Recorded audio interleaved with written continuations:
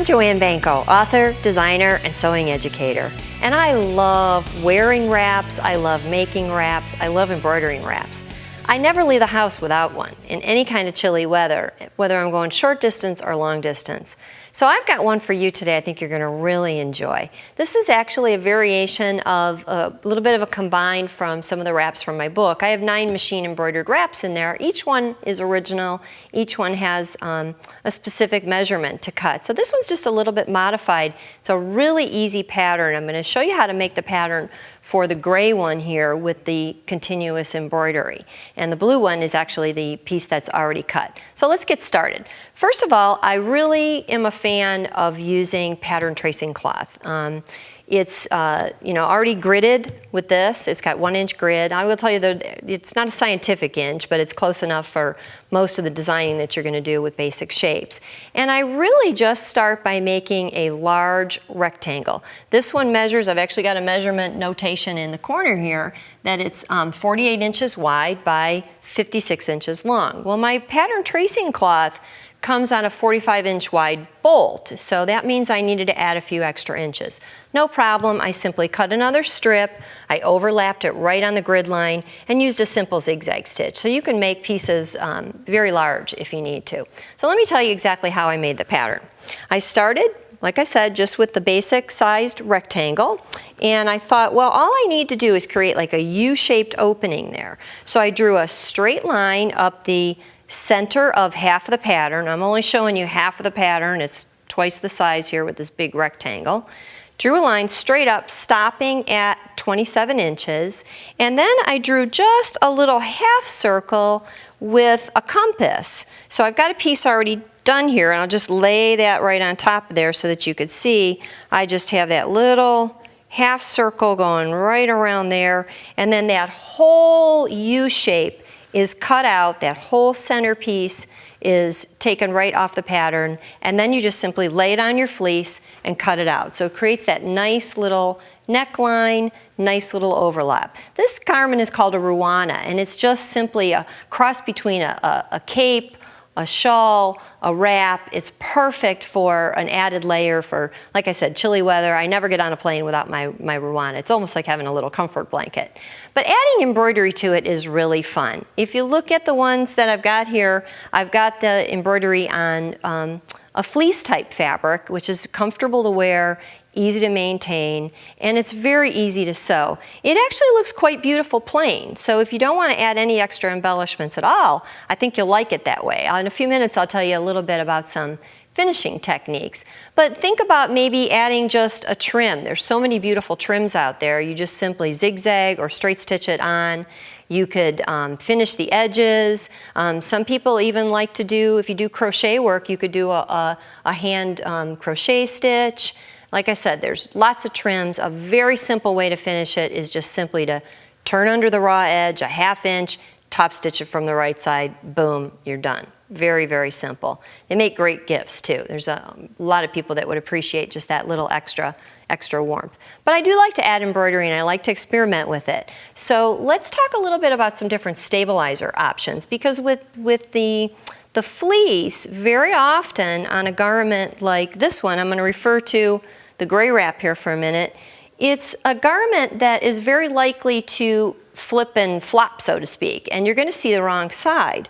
So I had the designs created especially so that they could be stitched on fabric like this fleece without a lot of heavy stabilizer. So I used just a wash-away stabilizer, and I'll show you that in a minute.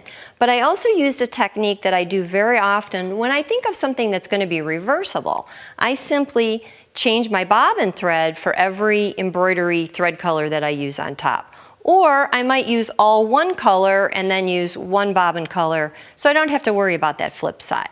If I've got something though more like this, where you're going to get a little more stress and strain with pockets, they're going to get, you're going to stuff things in your pocket, your hand's going to be in there moving it around a little bit, I probably want to add a little bit of extra stabilizer. So in that case then I will use a mesh style, and I'll just simply layer it with the fabric. I also then like to use a topping, and there's another type of mesh, but the type of mesh that you see here on the top is water soluble, so that completely melts away. But it helps lift the stitches just a little bit up above the fleece. So it gives a nice, crisp, clean look to the finished stitching. But for my Ruana, I wanted it to totally disappear. I didn't want any stabilizer left over, and I wanted to prevent stretch.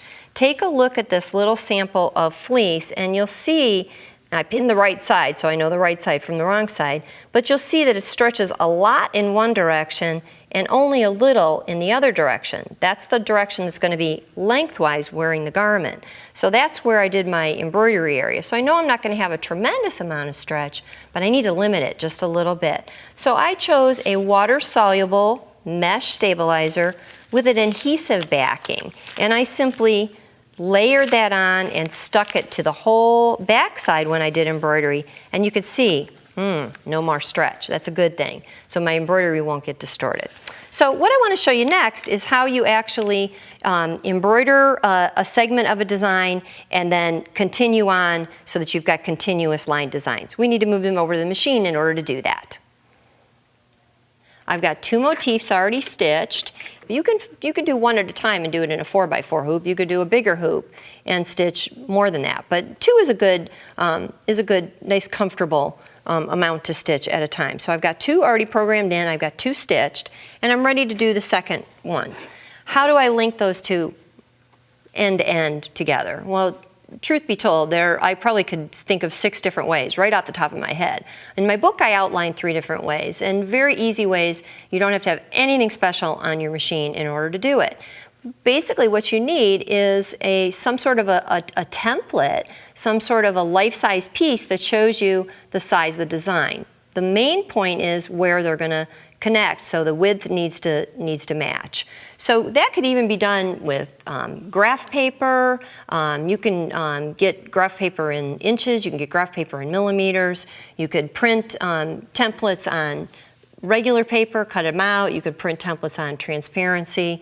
I've just printed on regular paper. So I'm going to go ahead and put the hoop on the machine. I've connected the template so that it's matching perfectly with the previous design that I stitched.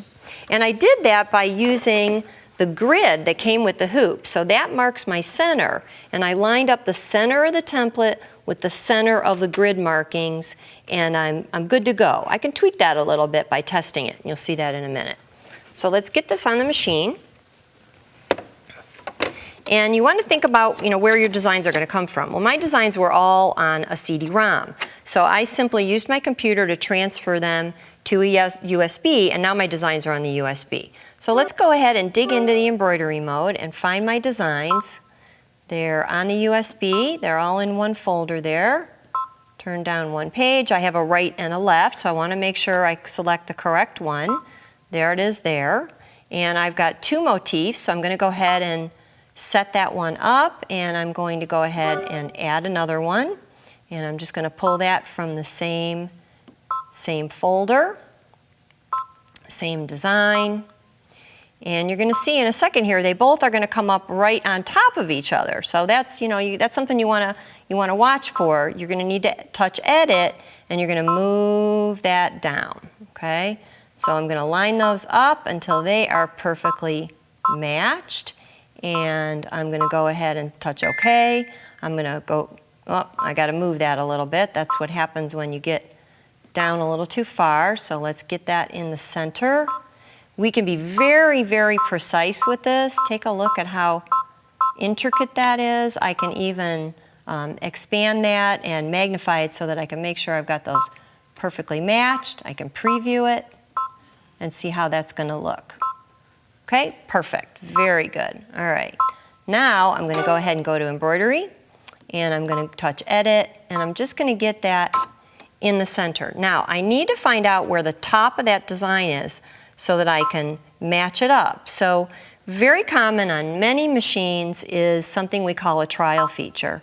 And once I touch the trial feature, I can touch that center point, and I can see, is that lining up with the point where my arrow is? That is pretty close. I'm going to bring up this little light, and I'm going to see I need just to move that just a little bit and tweak that. Now I'm lined right up right there where my fingertip is. My arrow for my center point points to the edge, right where my previous design is, right where my next design is going to stitch. So it's a simple matter now of removing this template.